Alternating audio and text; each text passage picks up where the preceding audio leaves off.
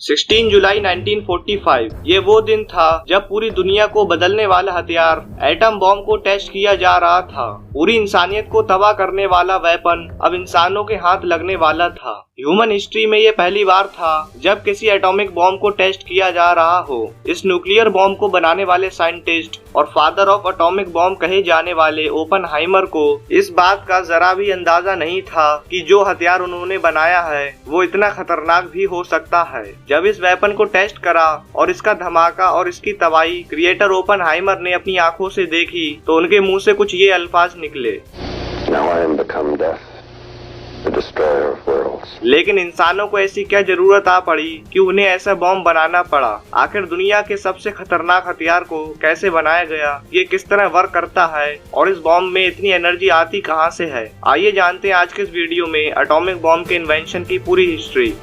Few people laughed, few people cried, most people were silent. 9, 4, 3, 2, 1.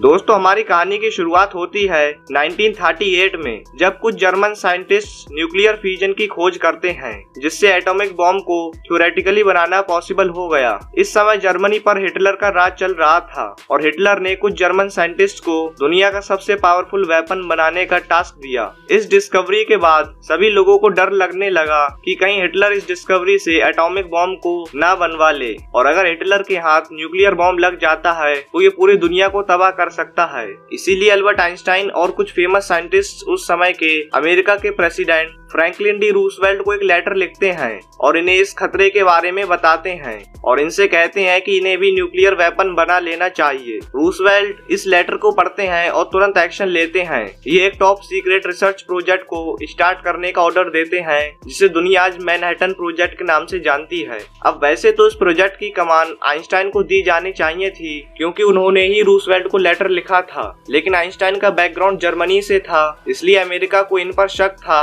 कि एक Germany के एक जासूस हो सकते हैं और इनसे चाल चल रहे हैं। इसलिए इस प्रोजेक्ट की कमान जूलियस रॉबर्ट ओपनहाइमर को दे दी जाती है। ओपनहाइमर को ये जिम्मेदारी इसलिए दी गई क्योंकि एक तो ये अमेरिकन थे और दूसरा ये कि एक थ्योरेटिकल फिजिसिस्ट भी थे और इन्हें इस फील्ड में काफी जानकारी थी। इस प्रोजेक्ट को काफी सीक्रेट रखा जाता है। इस प्रोजेक्ट के लिए न्यू मैक्सिको में एक पूरा शहर बनाया जाता है जिसे लॉस एलमोस कहा जाता है। इस मिशन में कई हजार लोग काम करते हैं और एक समय तो यानी अपने पीक टाइम पर इस प्रोजेक्ट पर 1,30,000 लोग काम करते हैं। अमेरिका इस प्रोजेक्ट पर $2 बिलियन से भी ज्यादा खर्च करता है जो आज के समय के लगभग $24 बिलियन बनेंगे। अब दोस्तों बात करते हैं एटम बॉम्ब कैसे बनता है और ये काम कैसे करता है। इस चीज को समझने से पहले आपको ये समझना होगा कि न्यूक्लियर फ्यूजन क्या होता है। न्यूक्लियर फ्यूजन एक ऐसा रिएक्शन होता है जिसमें एक एटम को तोड़कर हद से ज्यादा अमाउंट ऑफ एनर्जी प्रोड्यूस की जा सकती है। लेकिन दोस्तों ये रिएक्शन सब एलिमेंट्स में नहीं हो सकती।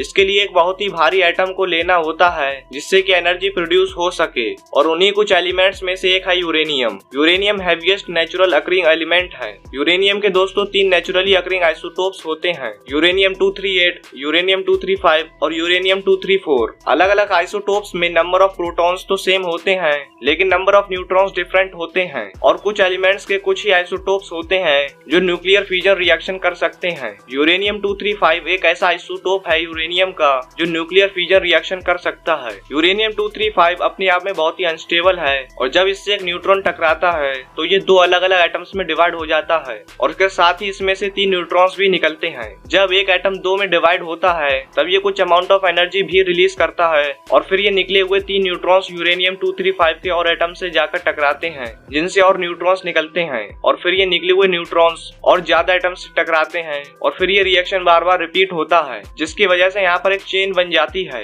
और इसी को न्यूक्लियर चेन रिएक्शन कहते हैं। ये पूरी चेन रिएक्शन कुछ माइक्रो सेकंड्स में ही हो जाती है जिसकी वजह से हमें एक जोरदार धमाका और बहुत सारी एनर्जी देखने को मिलती है और इसी तरह बनता है न्यूक्लियर बॉम्ब। एटॉमिक बॉम्ब को अगर नॉर्मल TNT बॉम्ब से कंपेयर किया जाए तो ये हाथी को चींटी से कंपेयर करने जैसा होगा। जिस न्यूक्लियर बॉम्ब ने पूरे नागासाकी को तबाह कर दिया था वो सिर्फ 4400 kg का था। अगर उतनी तबाही TNT बॉम्ब से करी जाती तो अमेरिका को हैरतअंगेज तौर पर 1.5 करोड़ केजी वजनी TNT बॉम्ब का इस्तेमाल करना पड़ता। लेट 1940 और अर्ली 1941 में साइंटिस्ट एक और एलिमेंट डिस्कवर करते हैं जिसका नाम होता है प्लूटोनियम। ये एक रेडियो एक्टिव एलिमेंट होता है और हाईली फिजाइल भी होता है, इसीलिए साइंटिस्ट ने कहा कि ये भी न्यूक्लियर वेपन बनाने के काम आ सकता है। अमेरिका को मैनहट्टन प्रोजेक्ट को कंप्लीट करने की बहुत जल्दी थी, क्योंकि एक तरफ तो वर्ल्ड वॉर 2 चल रही थी और दूसरी तरफ अमेरिका को यह भी डर था कि कहीं जर्मनी उनसे पहले न्यूक्लियर बॉम्ब ना बना ले। और आखिरकार 16 जुलाई 1945 को दुनिया का पहला एटॉमिक बॉम्ब बनकर तैयार हो गया। अब बारी थी इसकी टेस्टिंग की। टेस्टिंग के लिए जिस एटॉमिक बॉम्ब का यूज किया गया वो एक इम्प्लोजन टाइप प्लूटोनियम डिवाइस था जिसको निकनेम दिया गया गैजेट। टेस्टिंग के लिए गैजेट को एक 100 फीट ऊंचे स्टील टावर पर लगाया गया। जब इस बॉम्ब को डेटोनेट किया गया तो इसकी तबाही देखकर पूरी दुनिया शॉक रह गई। ओपनहाइमर सहित दूसरे साइंटिस्ट जो इस दृश्य को देख रहे थे वो इसकी तबाही देखकर हैरान रह गए।